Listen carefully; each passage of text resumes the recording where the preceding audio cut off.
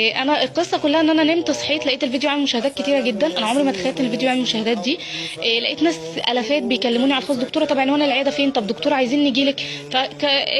حطيت صفحتي وقلت يا جماعه اللي عايز يعمل لايك، الناس المليون مشاهد اللي شافوا الفيديو وعايزين يجوا لي عيادتي ادي الصفحه اهي، اللي عايز يعمل لايك يتفضل يعمل.